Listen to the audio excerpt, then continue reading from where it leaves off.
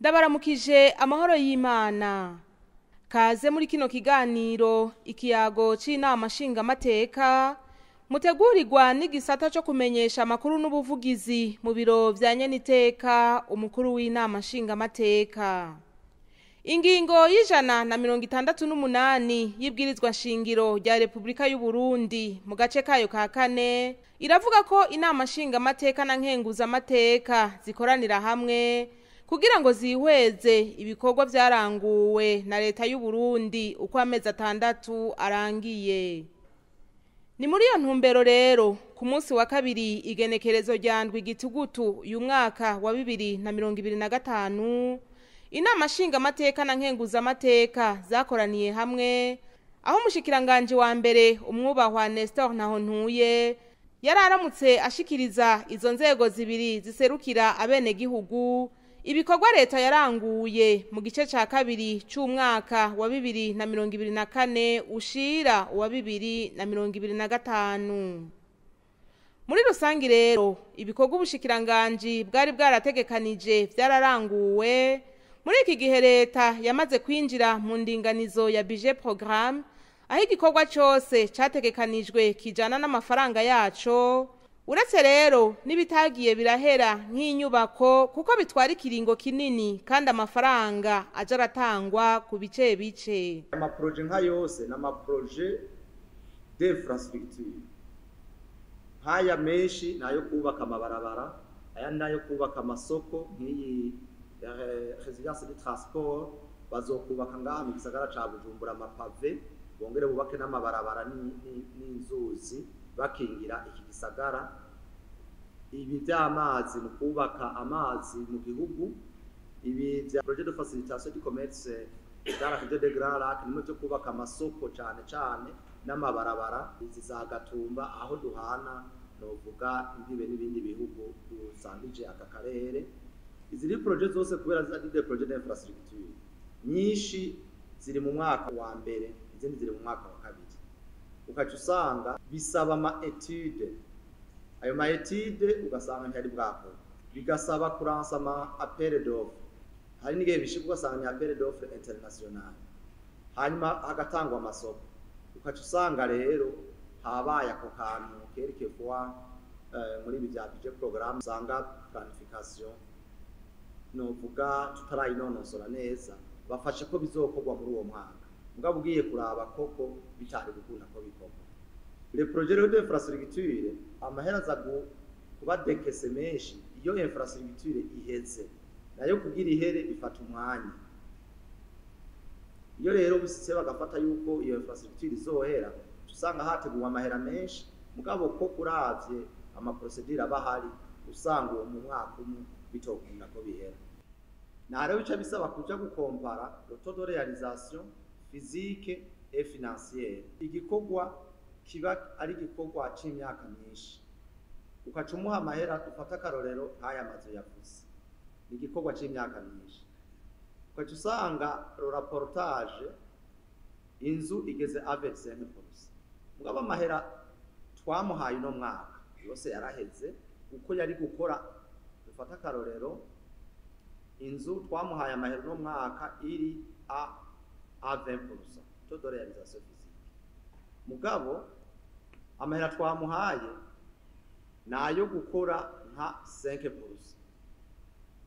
Akatare uvuga ati taux de réalisation physique ni 25%, mugabo amahera yoyo yaheze kandi nivyo aba yaheze. Mu mwihwezo wagizwe kuri ico cegeranyo n'imigwi yamaho mu nama nshingamateka na nkenguzamateka ijejwe ivy'ubutunzi baragarutse kuri ico kibazo kijanye n'inyubako cane cane amavuriro, aho usanga ibikorwa vyaratanguye kandi n'uburyo bwategekanijwe buhari, ariko ugasanga obuha ibujanye ku yindi migambi. Hariho les 3 hôpitaux do district zategerezwa kubakwa Ntega, Busoni na Nyabikere avec un budget de 1,337 milliards n'utundi tukenya. Hanyuma le ministère en charge des finances yaranungitse uburyo bwose iburungikira l'institution yategereza gushira mu ngiro ico gikorwa, ico twovuga ko ari Obuha. Hanyuma Obuha imaze kuronka iyo transfer, ikintu yakoze yaciye ikuramwo 500 millions yonyene ikibanza kwapira ezariyere y'abafomiseri. Ba bene gihugu bari biteze ayo mahopito atatu bahomberamwo, hanyuma justification iba yuko bije idakwiye. Amahera barayatanze mugabo muri Obuha baca barayakoresha ibindi, bayakoresheje ibindi gute. Nabo nyene ntibovuga ngo bari bafise novuga ikosa cyane, kuko Obuha ibifise ibikorwa itegerezwa gukora. Amahera kaja kuri konte iyi bakaca batangura byinshi, bakaca rero amahera ko yashitse mu kigega bakaca bayakoresha kuri ivyo bikorwa byose biteze ko ayandi abandi nabo bazoyatanga. Rero harageze kuri ibi bikorwa basanga amahera y'ayandi ma ministeri yashoboye kuza, hacara abana revision budgetaire aragabanuka, yashobora kuza mu wundi mwaka mugabo bamaze kuyakoresha ku bindi bikorwa. Byaduhaye icigwa, twabaguye duti iyo amahera aje ubu akagenerwa iki gikorwa, ico kindi abo bantu batarazana amahera kireke ukora ico gikorwa c'amahera yaje gihere, ntiwitege ngo ayandi azoza.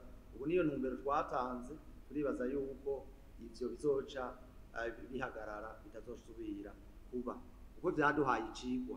Muri iki gihe Uburundi bwinjiye mu ndinganizo nshasha mu bijanye n'intwaro, ikibazo kijanye n'inyubako zikoreramwe amazone mashasha naco nyene caragarutse, na nyaburya ariho hazokorerwa ivy'abene gihugu bari basanzwe bahora barondera mu makomine, aho naho bigakenera inyubako zagutse, abakozi bakwiye hamwe n'ibikoresho.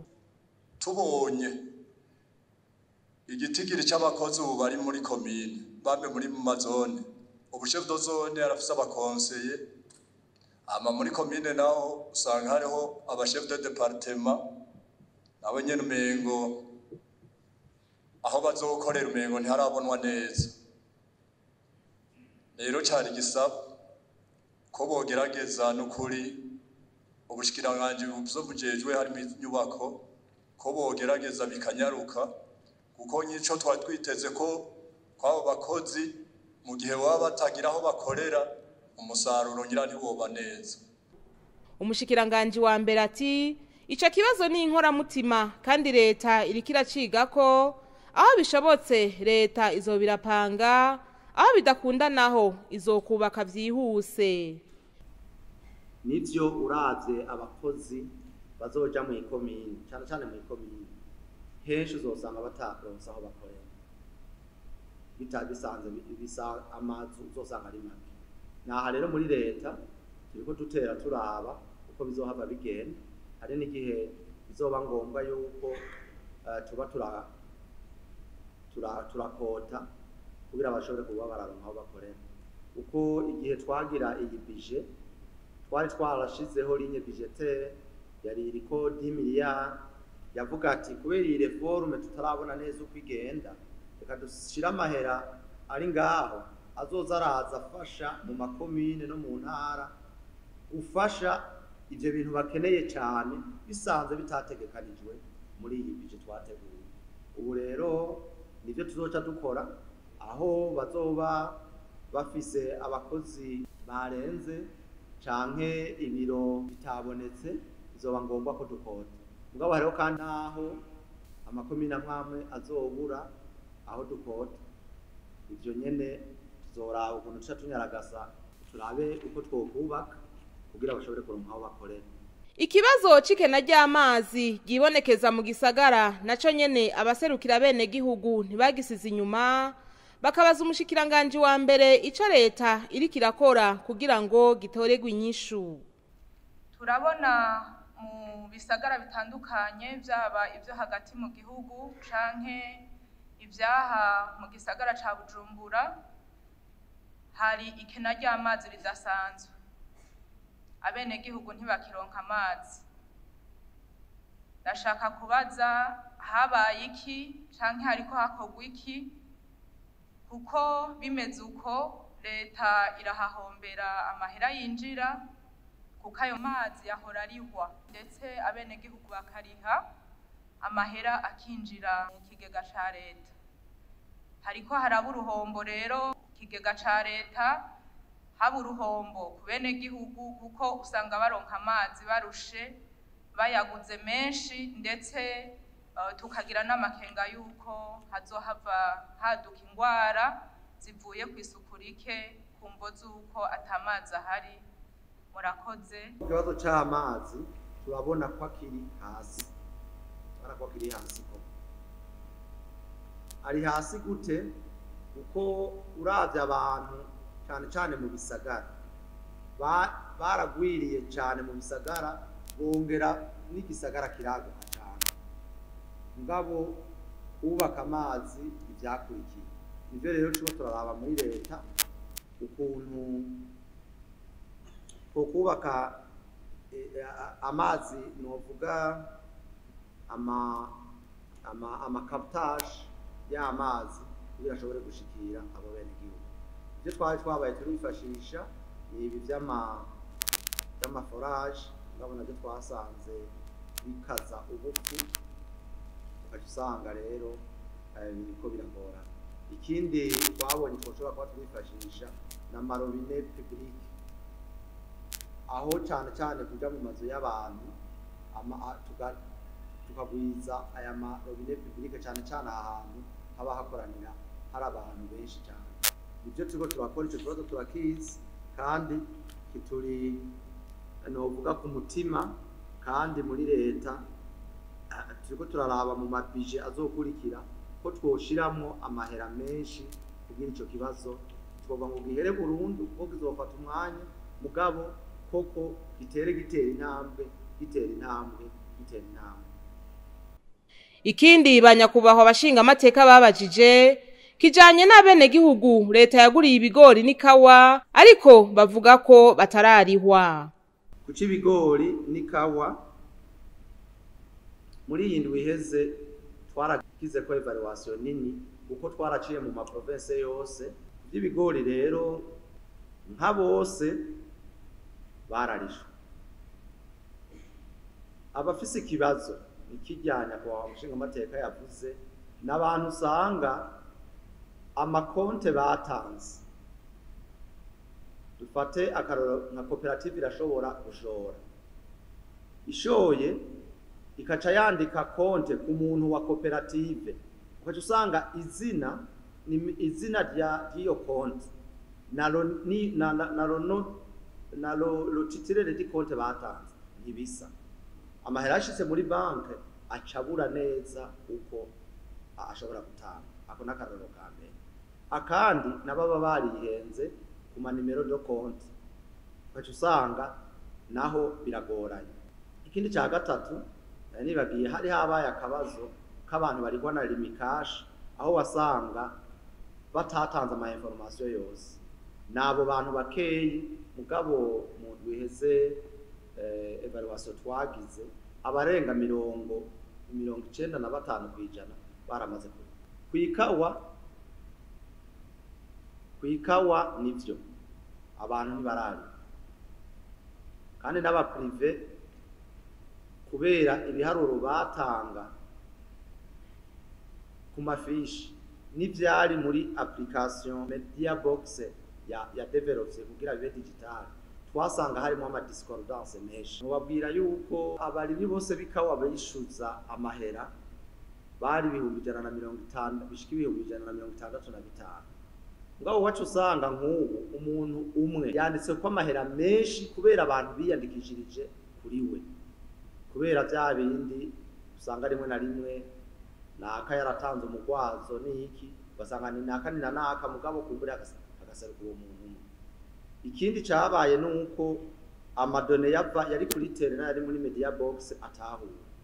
Mugabo rero tumaze kugira inama twarabonye yuko umwene gihugu atogira ibibazo, twaravuze duti abene gihugu y'ababo bo muri prive n'ababo muri odeka nibagende babarihe bose, hanyuma ibyo babarihiye ko babizane, dusigare twebwe turatreta amadone, ibibazo tuzotoramwo mu nyuma bizoduha icigwa c'uko bizosubira bikagenda tukabitunganya neza mu mwaka uzoza. Neyo ku kijanye n'ibiti vya leta bishaje, nyakubahwa umushikiranganje wa mbere amenyesha ko hari umugambi wo kuvyicira bakabigurisha, ibindi navyo bakabibazamwo intebe abanyeshure bicarako mu masomero. Nyeniteka umukuru w'inama nshingamateka yararongoye ivyo bikorwa, yarangije akenguruka icegeranyo, anasaba ko hokorwa igitabu cisunze ico cegeranyo kikazofasha gutanga umuco kukungene ibintu vyari vyifashe muri ico kiringo. Ivyo rero bikazoheza bigatanga umuco kucokorwa mu guhangana n'intambamyi zagaragaye.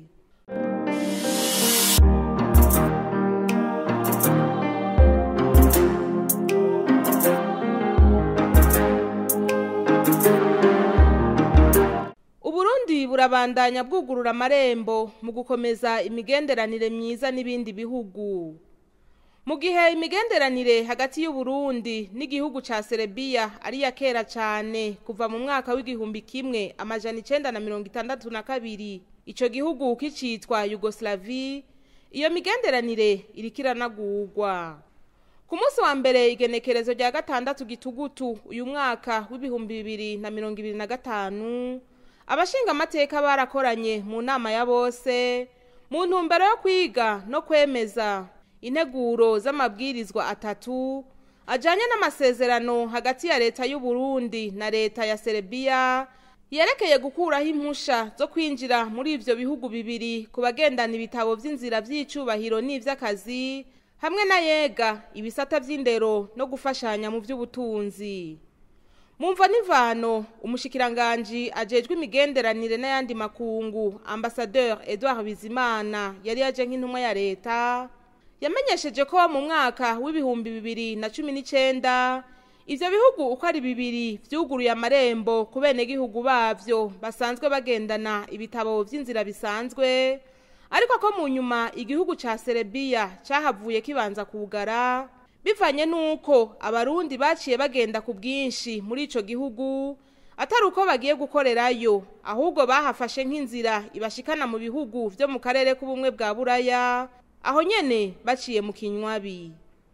Ayo masezerano mashasha rero aje kunagura no gukomeza imigenderanire, na nyaburya igihugu ca Serbia gifise vyinshi cofashanya n'u Burundi kubijanye no guhingura ibifungurwa, igisata c'ingenzi, amasoko ntangaguvu, gutumatumana kw'amakuru n'ibindi. Igihugu ca Serbia rero kubona u Burundi buvuga buti tugira imigenderanire kubera harimo ibintu dushobora gukuramo. Aha muravye nk'igihugu ibintu gifise, kirafise ubutunzi bitari bike, kirafise ubumenyi budasanzwe mu bintu byo gukora amamodoka, mu bintu byo guhingura ibifungurwa l'agroalimentaire, hanyuma n'ibijanye n'amasoko ntangaguvu hamwe n'ibintu by'ingenzi. Twabonye rero tuti aha turashobora kugira ico twakuye. Hanyuma igihugu ca Serbia kandi kirakeneye abakozi bose, abakozi benshi, kuko muravye kirafise ikibazo c'abakozi, ubuzi bafise, aya mahinguriro bafise abantu bashobora kubikoramo. Amanatwe mu Burundi turafise abene gihugu bifuza kuja gukora, kandi nabo babwiye baragira ico bunguye ku butunzi bw'igihugu cacu. Nico gituma rero haciye haba kumvikana yuko abarundi bashobora kuja gukorerayo. Mu bibazo abashinga amateka bagiye barashikiriza umushikiranganje, barasabye ko Uburundi na Serbia bobandanya baganira bakaraba ko ico gihugu cosubira kugurura amarembo ku barundi bagendana ibitabo vy'inzira bisanzwe, kugira bashobore kugendayo ari benshi kwisumamwo, eka mbere n'abadandaza bashobore kujayo gukorerayo urudandazwa, ariko hagafatwa ingingo kugira abagiyeyo ntibace bajabukira mu bihugu vya Buraya. Ku bwanje mbona yuko kugira ngo haba akarusho nuko abafite passport ordinaire ari bo buronswa exemption, kuko ihawe aba diplomate n'aba agatangwa n'aya ma passport de service twoca dusanga aboja muri ico gihugu bo babake kandi bo bari les hauts cadres canke les fonctionnaires de l'État. Ndabiye no mu nyishu zatanzwe les procédures bicamo kugira ngo ufise passeport ordinaire ashobore kujayo ni procédure ndende ku buryo nk'abantu bato bato bitoborohera gushikayo. Ni yuko abantu benshi bagiye muri Serbie barafise passeport diplomatique baciye babihutira kuja mu bindi bihugu bakagira nk'inzira. Mwaratohoje kumbure gihaze basanzeyo kitaborohereje cyatumye baca batransita bagenda ahandi kugira ngo mugitorere inyishu umufatanije na Republique de la Serbie, kuko turamaze kumva ko hari abaja mu bindi bihugu bakagirirayo ibibazo bitandukanye. Umushikiranganje ati kubisanzwe igihe ivyo bihugu bibiri vyugurura amarembo mu mwaka wa 2019 nico cari cifuzo, ariko siko vyahavuye bigenda, ariko ati ni intambwe z'ibiganiro ivyo bihugu bibiri bizobandanya bigiranira. Passport ordinaire ku badandaza kugira ngo boroherezwe babandanye kugira business yabo byoroshe. Aha naho nyene ngira ngo niyo iki kibazo cyaba baciye bavyorona bagaca baza barajiburaya niyo cyava mu nzira ngira ngo nitwavugana tukaraba ingene ngira ngo iyo kategori nayo y'abadandaza yo koroherezwa, ngira ngo abagenzi bacu bo muri Serbia birabazogendera kuko barumva yuko ari umudandaza ntazoba agiye kugumayo azoba agiye kurangura canke ashoye y'ibintu hanyuma abone gutaha. Mugabo aha naho nyene bigaruka hahandi umudandaza ashobora gukorera kuri ivyo nyene ashitse yakabona ati ngaha afere zirashoboka cyane gusumba mu Burundi, akavuga ati reka ngumeyo. Mugabo naho yo gumayo gumana akorana no mu Burundi ashora yongera yinjiza ibidandazwa aba hariya anibaza ko aha cokononekara. Bagiye abo bagumyeyo bagiye bafise ama passeport ordinaire, nico canatumye rero iyo ntuzeye iyo aspect yo akora baca bayisuspanda. Sino abagenda bafise ama passeport diplomatique cyangwa ama passeport de service kugeza ubu ntawe twumva yagumyeyo. Tuzobivugana naho nyene kuri ayo kategori y'abene gihugu bavuga bati tugomba kugira business barabe nyene boroherezwa kugenda bagaruka.